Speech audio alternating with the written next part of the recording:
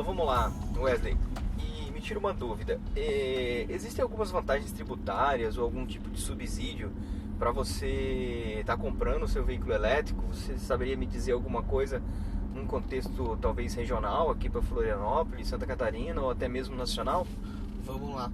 Nível de conhecimento hoje que a gente consegue ter, em Santa Catarina não existe essa isenção de imposto, né, que eles falam. A gente sabe que em São Paulo tem o rodízio da cidade ali do centro, de Guarulhos, Osasco, o grande miolo ali de São Paulo, e os veículos em São Paulo, que é 100% elétrico, eles são isentos do rodízio. Então se você tem um i3, se você tem um Mini SE, você não precisa se preocupar, não, meu carro é final 3, não vou rodar hoje. Que a pessoa em São Paulo se obriga a ter 2 veículos, porque em determinados dias da semana ela não pode rodar com um dos veículos, tá? Então em São Paulo tem essa isenção do rodízio para o 100% elétrico. O híbrido entra na isenção do rodízio, tá? Certo. E na questão de isenção de impostos, em Santa Catarina não existe, tá? Essa isenção. A gente já ouviu falar, já sabe que tem algum projeto já vigorado no Senado aí, e só estava esperando a assinatura do governador atual, mas a gente não percebeu que foi para frente isso, porque não teve grandes novidades, tá? Mas seria uma boa ter isso aí. Acredito que se em Santa Catarina a gente tiver algo dessa magnitude, vai brilhar os olhos do comprador para ter o veículo, para a gente poder também alcançar novos mercados e novos clientes. Porque a gente tem faixas de preço, tanto da X5, que é um carro mais pesado, com autonomia maior, mas também temos veículos tipo o i3, que é 100% elétrico, que o cara, se for uma viagem até menor, se ele não se importar de fazer uma escalonagem, fazer aí uma programação de viagem, consegue se viajar tranquilamente com o i3, por mais que a autonomia dele chegue até 355 de autonomia na máquina elétrica. Ele é 100% elétrico, tá? Vamos lá, Wesley, me diz uma coisa sobre a questão de disponibilidade de infraestrutura de recarga, né? Quando for fazer uma viagem, ou até mesmo, digamos que tem algum cliente que vem de outra região, o que eles falam? Existe uma disponibilidade de estação de recarga? A gente já viu, né, durante a nossa conversa, a gente está vendo que a gente tem que mudar o nosso senso de consumo, né? Sim. Por exemplo, a gente vai ter que ir em priorizar locais que tenha estação de recarga, né, e tudo mais. Mas na sua visão, você pode falar um pouco sobre a opinião em relação a isso? Sim.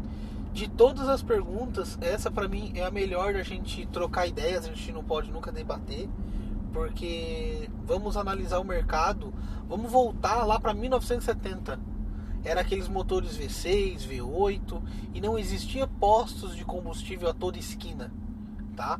Aí se eu pergunto pra você, dentro do seu condomínio onde você mora, quantos postos de gasolina tem? Nenhum, certo? Mas aí voltando para um carro 100% elétrico, quantos postos de recarga tem no seu condomínio? Poderia ter mais de um, né? Porque é bem acessível. Sim, isso foi uma boa comparação que você mas fez. aí se a gente falar assim, não, mas agora vamos deixar mais fechado, tá? Que é a curiosidade que eu levanto para os clientes. Quantos pontos de recarga tem na sua garagem, dentro da sua garagem? Na minha garagem, por enquanto, não tem nenhum, mas eu acho que a disponibilidade de você ter é muito maior do que você comprar um posto e colocar na sua casa, né? Sim, porque dentro da sua garagem, no mínimo, você tem 4 tomadas. Sim. Então, dentro da minha garagem, eu já tenho 4 pontos de recarga. Sim. E nenhum posto de gasolina. Entendi. É esse o paradigma que a gente tem que trabalhar quando a gente fala de infraestrutura. Porque hoje o que falta no Brasil é a infraestrutura, tá? Porque essa tecnologia do híbrido, do elétrico, ela tá chegando muito forte. E a infraestrutura do país não está conseguindo acompanhar. Isso no Reino Unido, lá na China, isso é muito já... Eu posso dizer que a infraestrutura está mais avançada do que a tecnologia da bateria. Sim. Tá? Sim. Na Alemanha existe não é autobahn, existe uma via pública onde você está andando com o carro e tem uns filetes no asfalto, e que se você manter a velocidade em 80 km por hora, o ruído do asfalto que transmite para o carro devido ao pneu, ele dá um som de Uma frequência. é uma sinfonia musical de instrumentos, tá? Ele faz aquela réplica de uma música, tá? Legal. E quando você tá dentro desse limite de velocidade escutando essa música, o teu carro passa a carregar, a bateria do carro passa a ser carregada por indução, tá? Legal. Então, cara, é um nível de infraestrutura assim muito além da bateria. Isso pra gente aqui é um sonho, não é realidade ainda, tá? Sim. Não, é legal, eu acho que... Mas a gente tá caminhando... Tá, a gente tá bem introdutório ainda, mas a gente tá caminhando, eu acredito, para uma evolução bem bacana. Sim, porque, sim. inclusive, existem já projetos de P&D, né, até financiados pela própria ANEEL, para corredores, né, com a infraestrutura de recarga. Inclusive, na própria BR-101 existem diversos postos. Isso é bem bacana. Eu acho que falta ainda, inclusive, uma questão de resoluções normativas, sim, né? Sim. A gente tem a resolução normativa 1000, inclusive, que fala bastante sobre os veículos elétricos, mas que ainda a gente vê que ainda não permite a cobrança pela recarga, né? Porque a gente não pode fazer venda em kWh. Sim. Então acho que isso aí é realmente uma coisa que tem que ser debatida, discutida, né? Principalmente pelos nossos governantes, para melhorar isso e incentivar ainda mais essa utilização racional dos veículos elétricos. Só um spoiler, tá, gente? Eu não posso falar ainda, que não é nada assinado, mas é só um spoiler do que tem a vir aí. Tem uma parceria que a gente tá correndo atrás, lutando para fechar, tá?